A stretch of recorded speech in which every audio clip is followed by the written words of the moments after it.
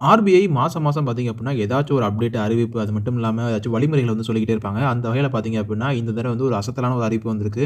எது சம்மந்தமான அறிவிப்பு அப்படின்னு பார்த்தோம் அப்படின்னா, ஆன்லைன் டிரான்சாக்ஷன் சம்மந்தமான மெயினா ஓடிபி சம்மந்தமான ஒரு அறிவிப்பு வந்து வெளியிட்டிருக்காங்க. இனி வருங்காலங்கள்ல நம்ம வந்து ஆன்லைன் டிரான்சாக்ஷன் அப்ப அந்த ஓடிபி அப்படிங்கிற ஒரு சிஸ்டமே வந்து இருக்காது அப்படிங்கிற மாதிரி வந்து சொல்லியிருக்காங்க. உதாரணமா நம்ம வந்து ஆன்லைன் ஷாப்பிங் பண்ணும்போது பார்த்தீங்க அப்படின்னா, அந்த ஓடிபி வந்து வரும். ஆன்லைன் டிரான்சாக்ஷனுக்கு வந்து அந்த ஓடிபி நம்ம வந்து பண்ணா மட்டும் தான் நமக்கு வந்து பேமெண்ட் சக்சஸ்ஃபுல் ஆகும். இந்த ஓடிபி சிஸ்டம்னால பார்த்தீங்க அப்படின்னா, நமக்கு வந்து குறிப்பிடத்தக்க அளவுக்கு வந்து நமக்கு ஆன்லைன் டிரான்சாக்ஷன்ல டிலே ஏற்படுது. அது மட்டும் இல்லாம நமக்கு வந்து வெறுப்பாவும் இருக்கும். இத சுலபமாக்குற வகையில தான் வந்து பாத்தீங்க அப்படின்னா ஆர்பிஐ வந்து ஒரு பெரிய சேஞ்ச் வந்து கொண்டு வர போறாங்க. இனிமே ஆன்லைன் டிரான்சாக்ஷன் பண்றதுக்கு இந்த ஓடிபி மட்டுமே ஒரு வழியா வந்து இருக்க போறது கிடையாது. ஓடிபியை விட ஆன்லைன் டிரான்சாக்ஷன்ல வேற என்ன சேஃபா கொண்டு வர போறாங்கங்கறத நம்ம வந்து அப்புறம் பார்க்கலாம். ஆனா ஓடிபி சம்பந்தமாவும் நிறைய ஸ்கேம்ஸ் வந்து நடந்துட்டு தான் இருக்கு இன்னைக்கு அளவுலயும். சோ ஓடிபியையும் தாண்டி நமக்கு வந்து மோர் செக்யூரா பாத்தீங்க அப்படின்னா ஈஸியான வேல வந்து நமக்கு வந்து பேமெண்ட் பண்ற மாதிரி ஒரு மெத்தட் வந்து கொண்டு வர போறாங்க. அதாவது 2 ஃபேக்டர் ஆத்தென்டிகேஷன் சொல்லி ஒரு மெத்தட் வந்து கொண்டு வர போறாங்க. இதன் மூலமா நமக்கு வந்து பாத்தீங்க அப்படின்னா ஓடிபி அப்படிங்கிற ஒரு ஆப்ஷனா வந்து மாறிடும். சரி, இந்த 2 ஃபேக்டர் ஆத்தென்டிகேட் அப்படின்னா என்ன அப்படின்னு பார்த்தோம்னா 2 ஃபேக்டர் செக் னு சொல்லுவாங்க. சோ இது வந்து ஆன்லைன் டிரான்சாக்ஷன் நமக்கு வந்து இரண்டு வகையா நமக்கு வந்து செயல்படும். ஃபர்ஸ்ட் வந்து பின் அண்ட் பாஸ்வேர்ட்ல நமக்கு வந்து ஏதாச்சும் செட் பண்ணிருப்போம். இரண்டாவதா பாத்தீங்க அப்படின்னா மெயினா ஃபிங்கர் பிரிண்ட்ட கொண்டு வர போறதா சொல்லிருக்காங்க. ஃபிங்கர் பிரிண்ட் இந்த மாதிரி பயோமெட்ரிக் வந்து நமக்கு வந்து கொண்டு வர போறதா சொல்லிருக்காங்க. சோ பயோமெட்ரிக் அப்படிங்கும்போது நமக்கு வந்து பாத்தீங்க அப்படின்னா ரெட்டினா ஸ்கேன் இருக்கலாம், இல்ல வந்து ஃபிங்கர் பிரிண்டாவும் இருக்கும். சோ இந்த மாதிரி பயோமெட்ரிக் வந்து நம்ம வந்து ஆன்லைன் டிரான்சாக்ஷன்ல நம்ம வந்து ஒரு பாஸ்வேர்டா யூஸ் பண்ணும்போது அது வந்து ஒரு குயிக் ஆக்சஸா இருக்கும். நமக்கு வந்து டிலே இல்லாம டிரான்சாக்ஷன் பண்ண முடியும் அப்படின்னு சொல்லிருக்காங்க. இது மட்டும் இல்லாம நம்ம பண்ற டிரான்சாக்ஷன் வந்து செக்யூராவும் ரொம்ப ஈஸியாவும் இருக்கும் அப்படின்னு சொல்லிருக்காங்க. இந்த ஒரு அப்டேட் வந்து எப்ப வரப்போகுது பாத்தீங்க அப்படின்னா